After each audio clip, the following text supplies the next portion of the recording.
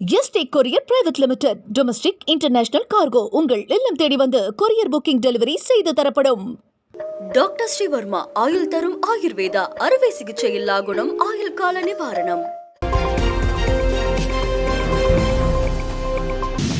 Kaveri delta பாசனத்திற்காக முதல்வர் மு.க.ஸ்டாலின் மேட்டூர் அணையை திறந்து வைத்தார். சேலம் மாவட்டம் மேட்டூரில் காவிரியின் குறுக்கே 120 அடி உயரத்துடன் கட்டப்பட்டுள்ள மேட்டூர் அணை தமிழகத்தின் முக்கிய நீராதாரமாக விளங்குகிறது. அணை முழு கொள்ளளவை எட்டும்போது 93.47 டிஎம்சி நீரை தேக்கி வைக்க முடியும். மேட்டூர் அணையில் திறக்கப்படும் நீரை பயன்படுத்தி தஞ்சை, நாகப்பட்டினம், திருவாரூர், திருச்சி உள்ளிட்ட 12 மாவட்டங்களில் 17.15 லட்சம் ஹெக்டேர் நிலம் பாசன வசதி பெறுகிறது. மேலும் 20க்கும் மேற்பட்ட மாவட்டங்களுக்கு குடிநீர் ஆதாரமாகவும் விளங்கி வருகிறது. காவிரி டெல்டா மாவட்டங்களில் விவசாயிகள் குறுவை, சம்பா, தாளடி பருவங்களில் நெல் சாகுபடி மேற்கொள்வதற்காக மேட்டூர் அணையில் இருந்து ஆண்டுதோறும் ஜூன் 12ஆம் தேதி தண்ணீர் திறக்கப்படுவது வழக்கம். இந்த நிலையில் நடப்பு ஆண்டில் அணையின் நீர்மட்டம் 114 அடிக்கு மேலாக இருந்ததால் காவிரி டெல்டா பாசனத்திற்கு முதல்வர் மு.க.ஸ்டாலின் இன்று மேட்டூர் அணையை திறந்து வைத்தார். மேட்டூர் அணையில் இருந்து திறந்துவிடப்பட்ட நீரை அவர் மலர் தூவி வரவேற்றார். முதற்கட்டமாக 3000 கன அடி நீர் திறக்கப்பட்டு படிப்படியாக 12,000 கன அடியாக உயர்த்தப்படும். மேட்டூர் அணையின் 92 ஆண்டுகால வரலாற்றில் உரிய காலத்தில் 20 முறை மட்டுமே திறக்கப்பட்டுள்ளது. அதே வேளையில் பாசனத்திற்கு தண்ணீர் திறப்பு 61 முறை தள்ளி போனது என்பது குறிப்பிடத்தக்கது. உரிய ஆவணங்களும் ஆதாரங்களும் இருந்தால் கீழடி அறிக்கையை வெளியிடுவதில் எங்களுக்கு என்ன தயக்கம் என மத்திய அமைச்சர் கஜேந்திர சிங் ஷெகாவத் மீண்டும் கேள்வி எழுப்பியுள்ளார். 3000 ஆண்டுகள் பழமை வாய்ந்த கீழடி தொல்லியல் ஆய்வு தரவுகளை மத்திய அரசு அதிகாரப்பூர்வமாக வெளியிட வேண்டும் என தமிழக மக்கள் ஒட்டுமொத்தமாக வலியுறுத்தி வருகின்றனர். இது குறித்து பல ஆதாரங்கள் ஏற்கனவே கொடுக்கப்பட்டு விட்டன. நீண்டகால தாமதத்திற்கு பிறகு கீழடி ஆய்வு குறித்து அறிவியல் தரவுகள் போதுமானதாக இல்லை என மத்திய அமைச்சர் கஜேந்திர சிங் ஷெகாவத் மீண்டும் பகிரங்கமாக தெரிவித்துள்ளார். இதற்கு பல்வேறு தரப்பினரும் கடும் கண்டனம் தெரிவித்துள்ளனர். இந்த நிலையில் மீண்டும் தமிழ்நாட்டை சீண்டியுள்ள மத்திய அமைச்சர் தரவுகளை மத்திய அரசு கேட்டால் அதை தர தமிழக அரசுக்கு என்ன தயக்கம் என கேள்வி எழுப்பியுள்ளார். அறிவியல் பூர்வமான ஆதாரங்கள் கிடைத்தால் தாங்களும் பெருமை கொள்வோம் என்றும் அறிவியல் உலகிற்கு இன்று வலிமையான ஆதாரங்கள் தேவை என்றும் அவர் குறிப்பிட்டுள்ளார். பாஜகவுடன் கூட்டணி இல்லை, உறவும் இல்லை, அவர்கள் ஒரு பச்சை துரோகிகள் என பேசிவிட்டு தேர்தல் வந்ததும் அவர்களுடன் அதிமுக கூட்டணி வைத்துள்ளதாக திமுக எம்பி கனிமொழி சாடியுள்ளார். இதிலிருந்தே யார் துரோகிகள் என்பதை தமிழ்நாட்டு மக்கள் அடையாளம் காண வேண்டும் என்றும் அவர் தெரிவித்துள்ளார். பாஜகவின் தமிழர் விரோத செயல்பாடுகளுக்கு அதிமுக துணை போவதாகவும் கனிமொழி குற்றம் சாட்டியுள்ளார். ராமரின் தொன்மத்தை ஏற்றுக்கொண்டவர்கள் கீழடியின் தொன்மையை ஏற்காதது என்ன நியாயம் என கவிஞர் வைரமுத்து காட்டமாக கேள்வி எழுப்பியுள்ளார். இது தொடர்பாக எக்ஸ் தளத்தில் அவர் பதிவிட்டுள்ளார். அதில் ஒன்றிய அமைச்சர் ஷெகாவத் கீழடி தொன்மையை மெய்ப்பிக்க இன்னும் அறிவியல் தரவுகள் தேவை என சொல்லி தமிழர் பெருமைகளை தள்ளி வைத்திருப்பதாக தெரிவித்துள்ளார். ஒரு தமிழ் குடிமகனாக அமைச்சருக்கு எங்கள் அறிவின் வழியை புலப்படுத்துவதாகவும் கீழடியின் தொன்மைக்கான கரிம சோதனைகள் இந்திய சோதனை சாலையில் முடிவு செய்யப்பட்டவை அல்ல என்றும் வைரமுத்து குறிப்பிட்டுள்ளார். அமெரிக்காவின் புளோரிடாவின் நடுநிலையான சோதனை சாலையில் சோதித்து முடிவு அறியப்பட்டவை என்றும் இது அதனினும் சிறந்த அறிவியல் தரவு என்றும் அவர் சுட்டிக்காட்டியுள்ளார்.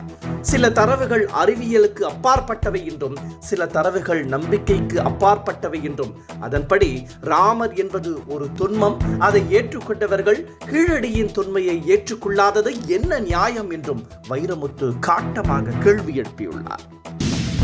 பாஜகவுடன் கூட்டணியில் இபிஎஸ் தொடர்ந்து நீடிப்பாரா என்பதே சந்தேகம்தான் என சபாநாயகர் அப்பாவு தெரிவித்துள்ளார். இது தொடர்பாக செய்தியாளர்களிடம் பேசிய அவர் பாஜக அதிமுக கூட்டணியில் குழப்பம் நிலவுவதாக குறிப்பிட்டார். தமிழகத்தில் கூட்டணி ஆட்சி அமையும் என அமித்ஷா கூறியிருந்ததாகவும் அதற்கு இதுவரை இபிஎஸ் பதிலளிக்கவில்லை என்றும் அப்பாவு கூறியுள்ளார். மேலும் அமித்ஷா, நைனா நாகேந்திரன் ஆகியோரது கருத்துக்களுக்கு இபிஎஸ் எதிர்ப்பு தெரிவிப்பதில்லை என்றும் அப்பாவு குறிப்பிட்டுள்ளார்.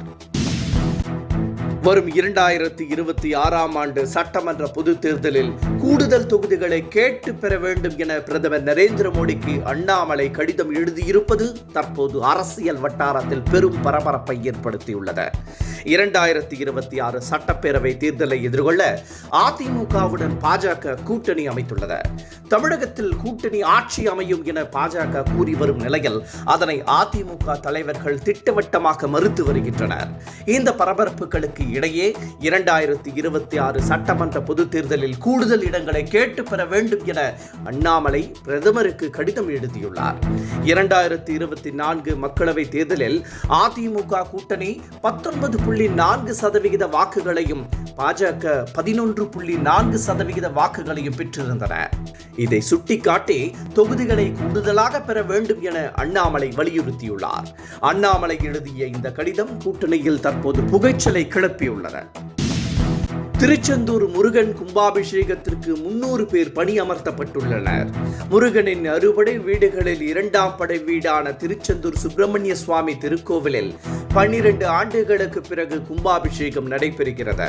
வரும் ஜூலை மாதம் 7ஆம் தேதி ஞாயிற்றுக்கிழமை காலை 6:15 முதல் 6:50 மணிக்குள் கும்பாபிஷேகம் நடத்தப்பட உள்ளது.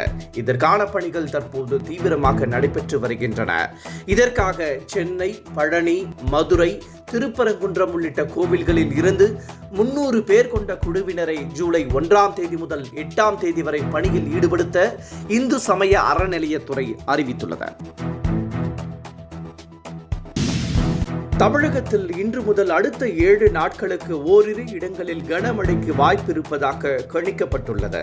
குறிப்பாக 14 மற்றும் 15 ஆகிய 2 நாட்களில் ஓரிரு இடங்களில் அதிக கனமழை பெய்யக்கூடும் என எச்சரிக்கப்பட்டுள்ளது.